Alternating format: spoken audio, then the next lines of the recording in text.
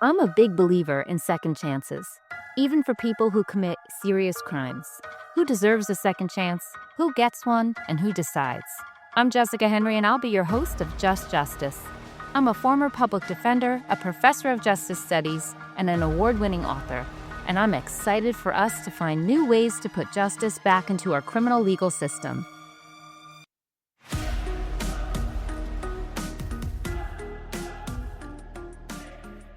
Hello and welcome to Just Justice. My name is Jessica Henry, and I'll be your host.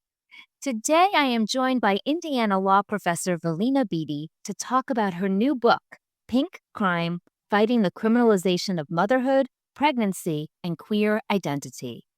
In Pink Crime, Valena examines how pregnant women, mothers, and queer people can be targeted not simply for what they are accused of doing, but for failing to conform to deeply rooted expectations about gender, sexuality, motherhood, and even grief. She shows how bias and prosecutorial overreach and flawed forensic science can turn difference or even identity itself into proof of guilt, even when no crime occurred. Valena is an innocence litigator who founded the West Virginia Innocence Project and is also a founding board member of the Indiana Innocence Project. And I am so excited to have this conversation. Valena, thank you for being on the show. I'm so excited to be here. Thank you for having me. So let's dive into this fabulous new book of yours, Pink Crime. And I'm wondering if we can just start with the title. What is Pink Crime? Pink crime is an attempt to find a label to identify everything that's happening, that there's power in creating our own label. When we ourselves are labeled as deviant, as dishonest, as dangerous because of our identities as women, because of our identities as queer people, because of other marginalized identities, there's real power in us creating our own label. So pink crime is this label for cases that are really fundamentally about gender bias and gender control. And post Dobbs, we've seen an increase in these cases that are less about creating safety, less about danger and harm, and more about controlling the bodily autonomy of women and queer people.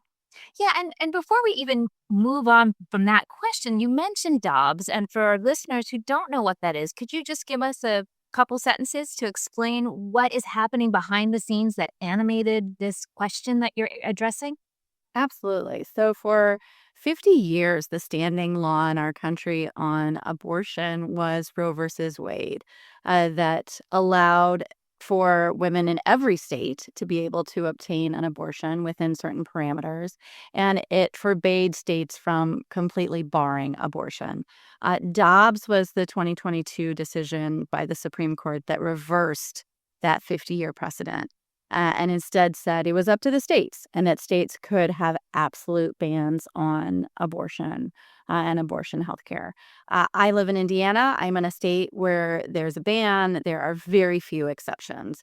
So I wrote this book very quickly in response to the increase in the targeting of women who have miscarriages, the criminalization of women who have stillbirths, and this increase in laws really restricting and even criminalizing queer identity. But Dobbs is that case that now is the ground zero for us to work from. And I'll just also say Dobbs is rooted in part in this culture of fetal personhood, of saying that life begins at conception. And that has been problematic for the independence of women, the independence of doctors who provide fertility care, and for independent decision making constitutionally in a lot of ways.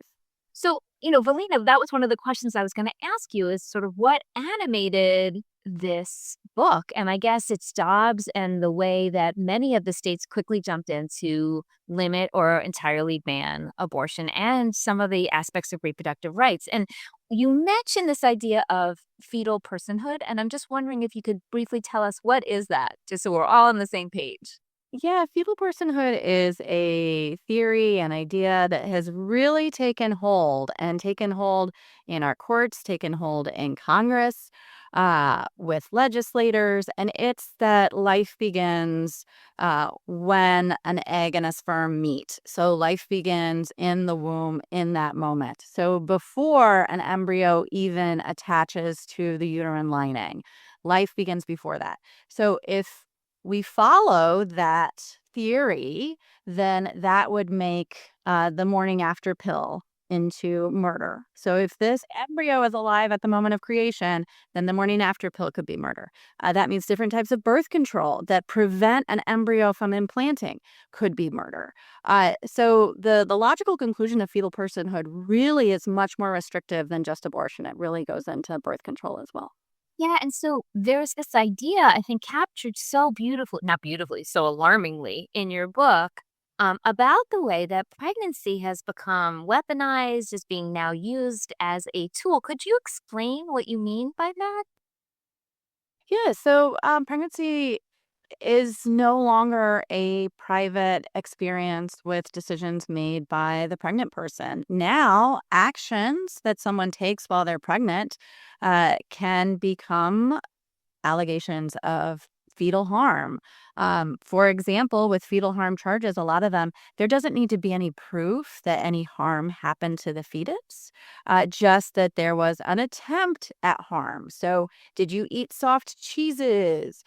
Did you refuse to get bed rest? I mean, there's women who have been ordered by courts to comply with bed rest, despite the fact that they need to continue working for their family and for their livelihood.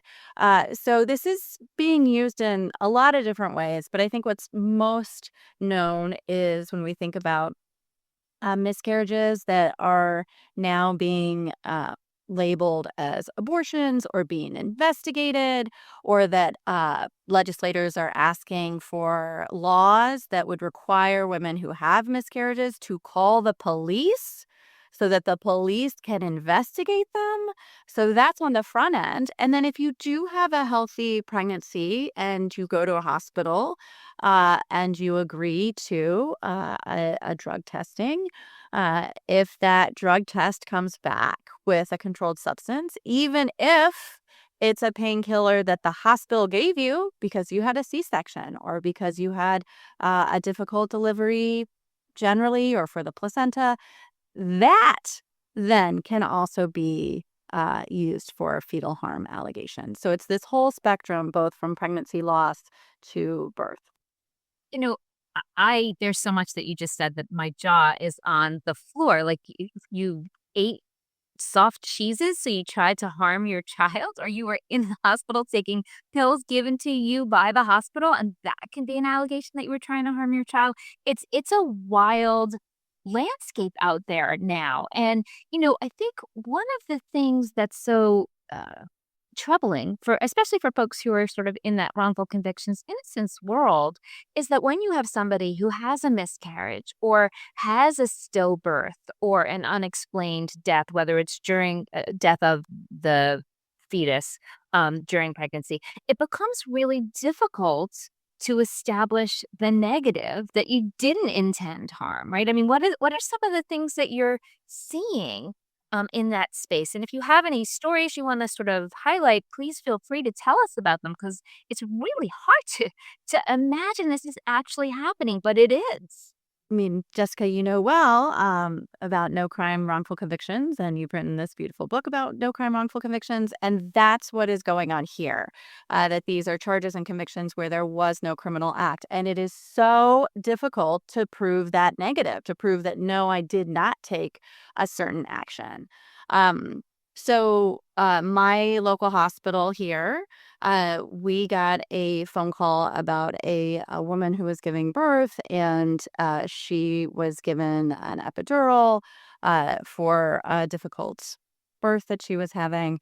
And then afterwards, her drug test came back that she was positive, and CPS, Child Protective Services, came and took her child, took her newborn. Yes, yes. And the next step from the social worker is police. When we think of Pete Buttigieg, for example, that was a call to social workers, to Child Protective Services, that wasn't investigated, wasn't disclosed. It was anonymous, wasn't disclosed who made the call. And then that goes directly to police. And then police show up at Pete's house.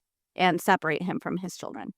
So this woman, she was separated from her newborn, and she told the medical team, "You gave me the medication. You gave me the opioid. It was you who gave it to me." And their answer was, "Well, we don't know that. We don't know that. You could have come in here and already had that drug in your system." So that's just one example of how do you prove that? How do you prove that, no, I came in here and completely sober. I hadn't taken any illicit drugs. How do you prove that? And on their side, they have a drug test, and those drug tests can be faulty too. But they have a drug test that says, oh, you have this in your system while you're giving birth. Wow. Wow. And, you know, I'm wondering too, Valena, are you seeing that there's sort of a particular population that's being targeted? Are you seeing, like, what are you seeing on the ground? Is it all women who are pregnant that are being subject to this kind of surveillance and scrutiny? So it depends. There are hospitals that just automatically drug test everyone who comes in to give birth. You get a stack of forms, you quickly sign a release if it's in there. So there are some hospitals where it's just everyone. But generally, yes, this is targeted against marginalized women, women of color, women of less financial means, women who have a disability. I mean, there's actually a lot of information now about women who have disabilities and they give birth, and the first person to greet them after giving birth is a social worker, or the doctor or nurse will openly say to them, "You can't be a parent. You can't parent this child." And there's some states where having a disability is in the law reason enough for a court to deny you your parental rights. So we're seeing that as well. And what role, if any, are you seeing for doctors and nurses in this criminalization of pregnancy and pregnancy outcomes?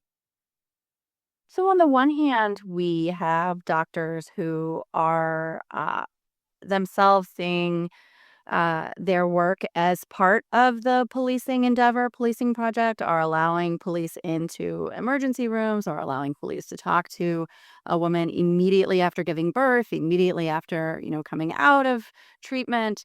On the other hand, we see doctors who are themselves creating organizations to educate each other on what are you required to gather as information? What are you required to call a social worker on, call police on? Let's be informed on this. Because, if we transition over to abortion or other types of care, gender affirming care, when that information is documented and the person goes to another state and that medical record follows them, that can be, lead to criminalization as well and can be intensely problematic as well. So we do see, honestly, doctors and nurses who are trying to themselves be better informed. There's a hospital in New Haven, Yale, that decided to not automatically drug test babies and to instead drug test if a baby seemed to be having um, issues, right? Seem to be having some health issues. And that decreased the amount of calls that they were making to social workers and to police by over 50%. And that was so important because you generally don't want to see a mother separated from a newborn. It's not healthy for the newborn. It's not healthy for the mother. It's actually incredibly traumatic to have that occur right then in that really important moment of growth for that baby. So the fact that they were able to reduce the interventions of Child Protective Services and the separation of these babies, which could be weeks, could be months, has really made an impact, and they've adopted that policy going forward in the future. Yeah, that is really powerful. I mean, there's so many moments where decisions that are made by the healthcare providers on the ground have such a significant impact on what's going to happen going forward. Because to your point, if a doctor or nurse decides that a crime may have been occurred or did occur, it triggers a whole host of things: social workers, police officers, investigations. And if they don't make that determination on its face based on whatever biases they might be bringing into the table, different outcomes happen. So yeah, that's incredible. And I mean, a lot of what your book captures are those sort of unconscious biases or overt biases that are targeted towards women of all sort of walks of life, right? And one of the areas that your book really tackles is queer identity. And you talk about, thinking about stereotypes and just thinking about which mothers may be targeted in the hospital. Um, it's also about stereotypes about queer identity in different contexts, not just in the context of pregnancy, but also in the context of crime. Can you tell us a little bit about how uh, stereotypes about queer identity might construct dangerousness or ideas of guilt? Yes, absolutely. Because we're seeing a resurgence in these stereotypes and tropes about queer people, that they are deviant, that they are dangerous, that they are deceptive, and that they are violent. And that had been going down. And again, in these past few years, this is why I think it's important right now to be connecting these dots between motherhood, pregnancy, abortion, queer identity, because just as we're seeing fetal personhood, we're seeing restrictions on abortion, we're also seeing restrictions on queer identity. We have laws that require someone to identify in a certain way on their birth certificate or on the driver's license, and they can't change it. Uh, and then if that ID doesn't match how they're presenting, then that itself is a criminal offense, a low-level criminal offense. So that's just one example. But there was a Gallup poll that came out this summer that said fewer Americans believe gay and lesbian relationships are morally acceptable than they did just a few years ago in 2022. So the number of folks who disapprove of gay marriage, of um, LGBTQ relationships is changing, is changing. And so that's part and parcel of queer identity being demonized again. And the fact that we see people in our highest levels of government who are openly labeling gay men as groomers, labeling transgender people as groomers. Our first transgender representative in Congress from Delaware, immediately when she took office, she was slandered with no basis by other people in Congress as a groomer, as someone who could be harmful to children. And there's no basis for it. And it has been decades of, I should have started with this. It has been decades of research that queer people are not more likely to be dangerous, more likely to be violent, more likely to be predatory of children. And in fact, it is straight men who are the most likely to sexually abuse children. So it's all based in these stereotypes, and it does lead to real criminalization. Yeah, I mean, one of the things I think you did so powerfully in your book is sort of capture how that political rhetoric, how the anti-gay rhetoric that is just proliferating from certain offices, um, has migrated not just into the public consciousness, but also into criminal investigations and into prosecutions. I'm wondering if you could tell us a little bit about how that works, how this sort of anti-gay language is cropping up now in the context of criminal courts. Sure. So I give an example in my book of a woman, Rose Berlin Tureen in Maryland, who was a daycare worker, a daycare assistant, and she took photos of diaper rash of different toddlers when she was changing their diapers because they had extreme cases of diaper rash. And she took 8 photos.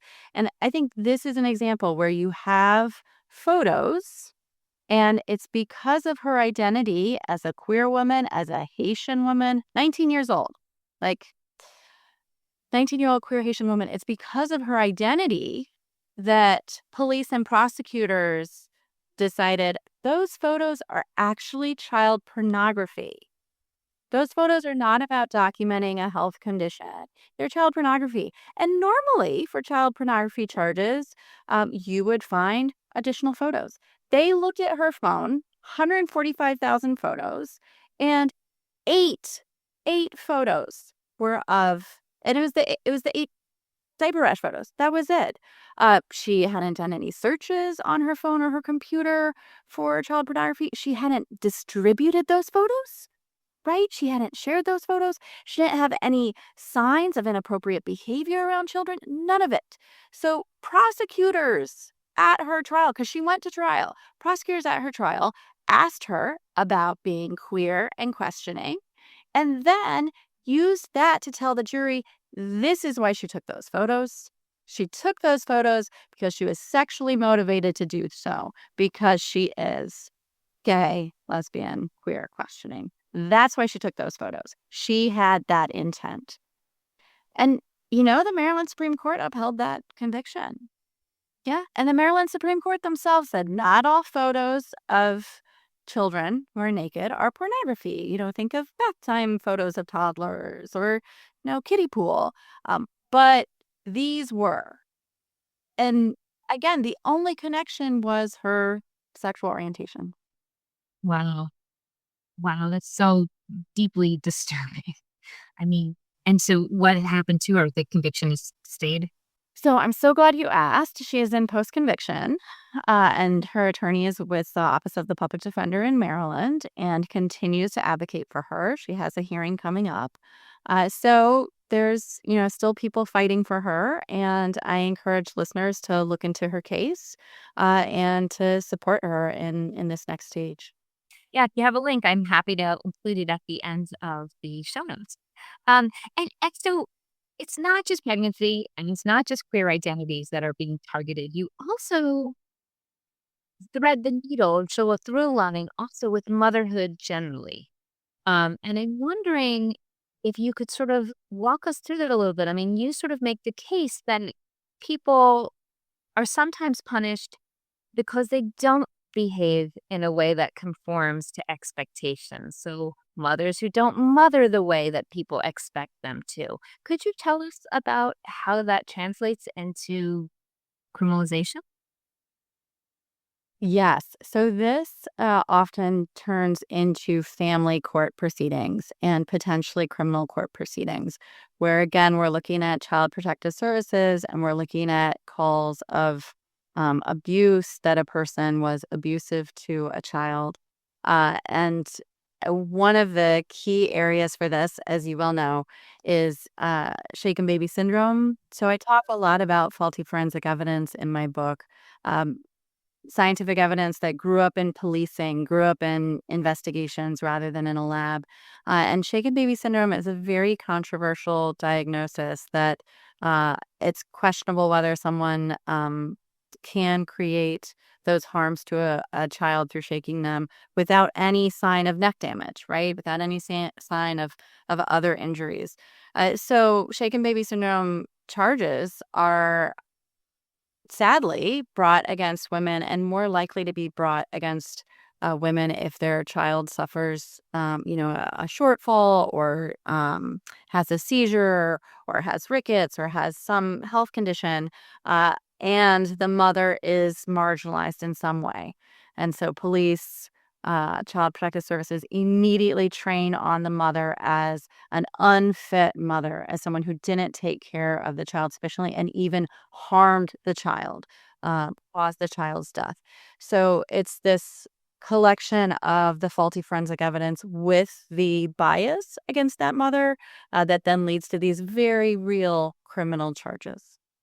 Yeah, I mean, there's this idea, right, of the good mother, of what that means and what that needs to look like. And when women don't conform to that, it seems to heighten suspicion about anything that happens around them in ways that are just alarming and sort of counterintuitive. Like it's also the same thing when women, if something does happen to a child, and they don't express grief in the way that the responders expect them to. If they are silent in shock instead of grieving, that might be a thing. But if they're crying too loud, that might be a thing. Um, and what happens then? Like, how does that translate?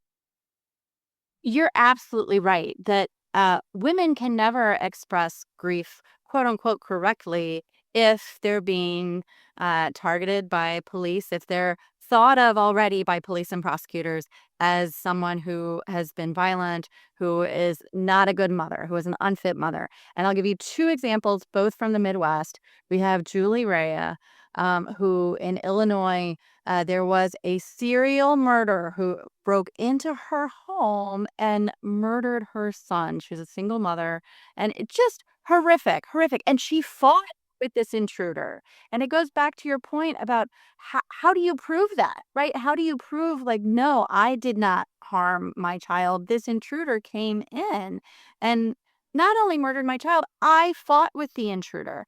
And she was wrongly convicted. She went to prison. And Julie Rhea, they said, oh, you didn't respond appropriately. You seemed cold. You didn't seem upset. Well, what could that also be? Trauma? Disassociation, right? Having just experienced all that and you're being questioned by the police immediately afterwards. Yes, like a complete shutdown. Uh, I definitely experienced that. That's not an uncommon experience. And so that's used against her.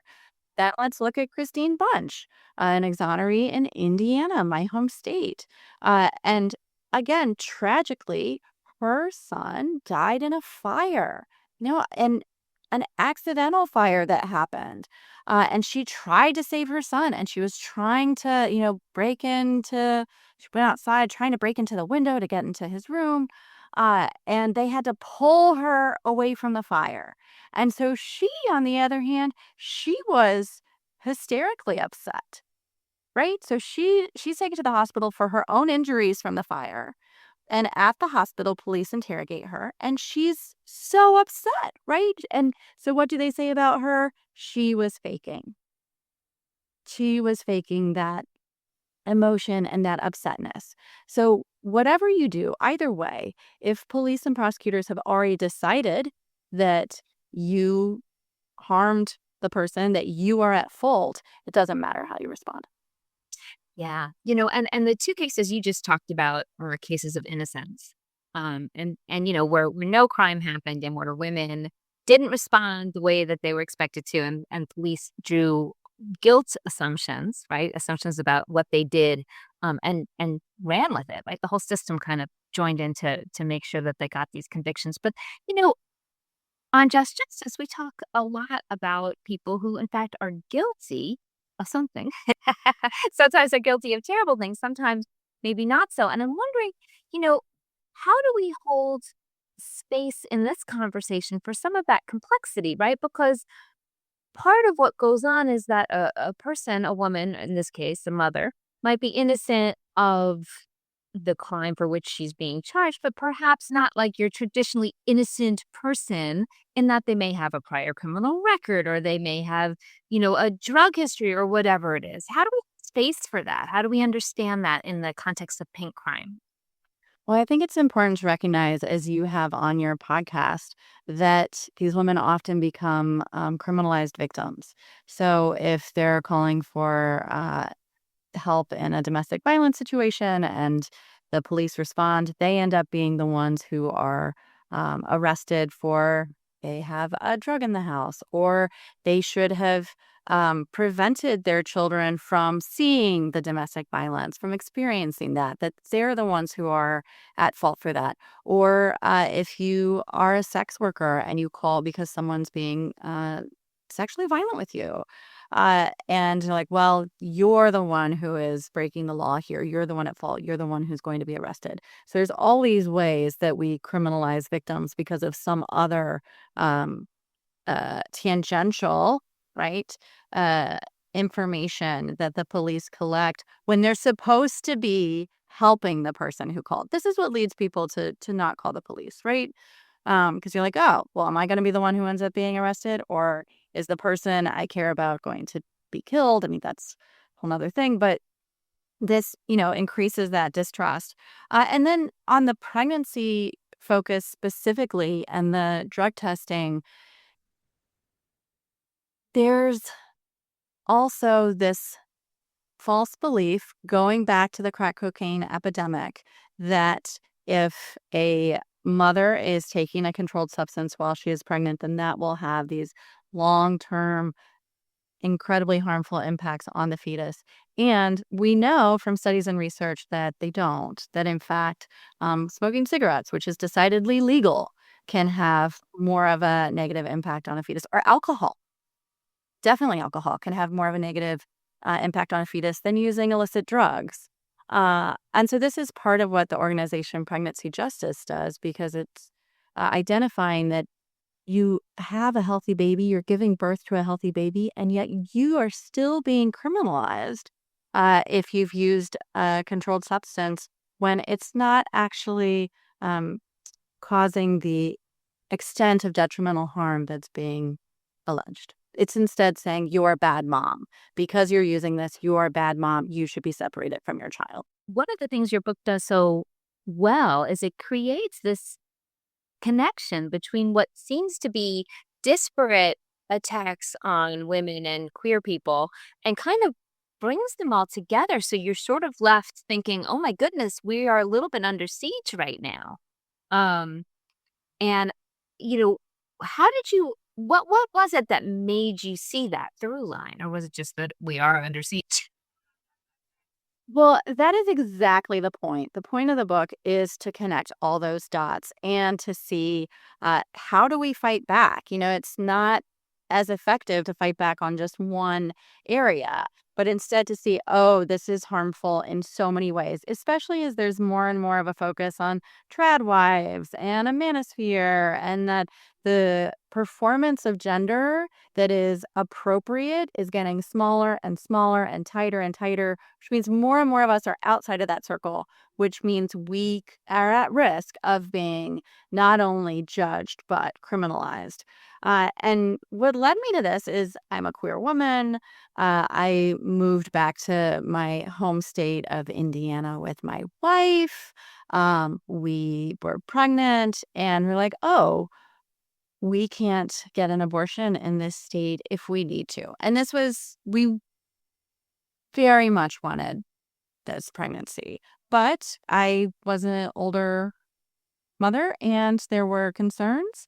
And we had to make a plan to go to Illinois if we were going to obtain abortion care. Then, when we were in the hospital, I was given forms to sign for drug testing. And my wife was like, "You are not signing those." And we started talking about it and then learning about women at that hospital who indeed had been separated from their children because of drug tests. And then the queer identity, gender affirming care is even mental therapy is illegal now in Indiana if you are under 18. And we had a bill this year to eliminate gay marriage. So there's all these family protections that I have been thinking about.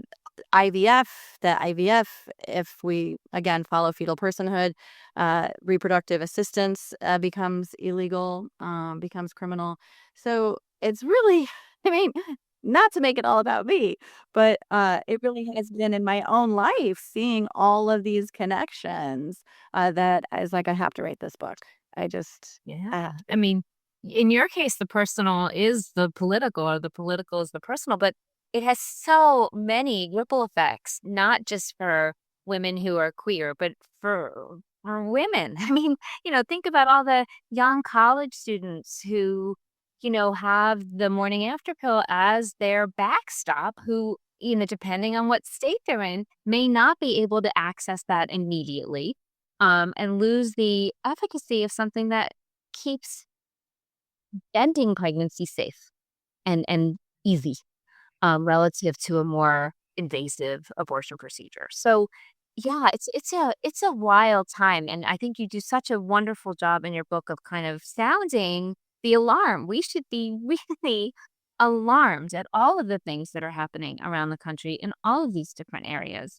And I'm wondering what you would recommend that we do. What reforms, really could make a difference? Because it feels overwhelming. It does feel like there's all these different threads that you have brought together, as I said, so beautifully. Everyone should read this book.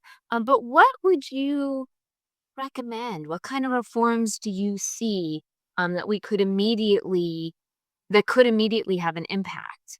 The last chapter is all about things that we can do and actions that are recommended by leaders in this work in different ways. So that's the whole last chapter because I thought it was just as important to connect these dots as to say, here's ways we can fight back against this. I mean, one of them is simply by talking about this, calling out people when they say something slanderous about someone else. Uh, Again, the false allegations of people as groomers, that those words are just tossed around. Actually calling someone out for doing that, for saying that. Again, going back to the Pete Buttigieg example, the woman who called in about him when she was asked by the Washington Post about it, she was like, "Well, now I'm being harassed by this Indiana state trooper who's calling me about it." And I was like, "Is that all it takes? Is someone saying, 'Hey, why are you saying that?' Someone pushing back. Is that all it takes for someone to not lie and make up things to harm people?" So I think that's fundamental and something we can all do. Uh, More systemically, there's deceptive police interrogations. I know you've talked about this, Jessica. We can choose to end those in our different states. Indiana, actually, a couple of years ago, made it illegal for police to lie to juveniles when they were interrogating juveniles. So there's states that have made the move on this, that we can't lie to juveniles, and yet we still can to adults. And other countries do not do this and are just as effective, if not more, at investigating cases without lying to people. Participatory defense. If you do know someone who is being investigated, has been charged, being in touch with their attorney, collecting information that their attorney might not be gathering or might not be able to gather. And if you know someone who is being sentenced, providing letters, providing videos of yourself, of community members in support of this person, humanizing this person to the judge, to the prosecutor for a change in the sentence. Um, what else? In terms of prosecutors, elections are this fall, okay? And prosecutors, the lead prosecutors decide what the priorities of their office will be, whether they're going to prioritize investigating miscarriages or not, whether they're going to prioritize identifying stillbirths as murder or not. The prosecutors get to make that decision. So who you elect in your local election really matters. Yeah, no, and I think it's also about education, right? Like educating the legal actors who make these decisions, from police officers who do those initial decisions about arresting and charging people, to prosecutors and defense attorneys. Um, Even educating about the biases and how they creep into these charging decisions and these prosecuting decisions and what happens in the courtroom. All of it is so important. And it's terrific that you have highlighted all of this in your wonderful book. Um, and Valena, I think we are slowly running out of time here, but there's so much I want to talk to you about because you have had such an impactful career in the context of innocence. You've been doing this work a really long time and shining a light on so many injustices in our legal system for a long time. But I'm wondering, as we kind of end this conversation, after everything that you've seen, after what you've witnessed as an innocence attorney, as what you in your excellent research as a legal scholar, as an advocate, in times that are quite dark and difficult right now, what is it that gives you hope? Um, Resistance and the joy that people are finding in resistance and the real intentional coming together that I see in my small town, again, being in a state where there's been a change in these laws directly relevant to this book. And it's like, how do you fight back against that? And just seeing that communities are coming together and we're having meetings and we're meeting at churches and we're looking out for people who are having just been arrested. We have networks to inform each other about when someone has been targeted. I mean, it it's incredible, and it's really showing that there are people who are standing up in this moment and are looking for how they can make a difference in their own community, how they can make a difference. Uh, and it's really been powerful. Sometimes we think, oh, am I the only one who cares? And you're not. You're not. There's other people just down the street, and together you can do something. Well, I agree with you wholeheartedly, and I think it's a great place to end to go out on with this wonderful conversation. Thank you, Valena Beety, for being on the show and for your terrific book, Pink Crime: Fighting the Criminalization of Motherhood, Pregnancy, and Queer Identity. I will link that book in the show notes. I will also link to your first excellent book, Manifesting Injustice, and I will link to your anything else you'd like me to, including your website. Thanks so much for listening to this episode of Just Justice. If you like what you heard, please follow us wherever you listen to podcasts and tell a friend. To share an idea for the show or to stay in touch, head to jessicahenryjustice.com or find me on the socials at Jessica Henry Justice. See you next time.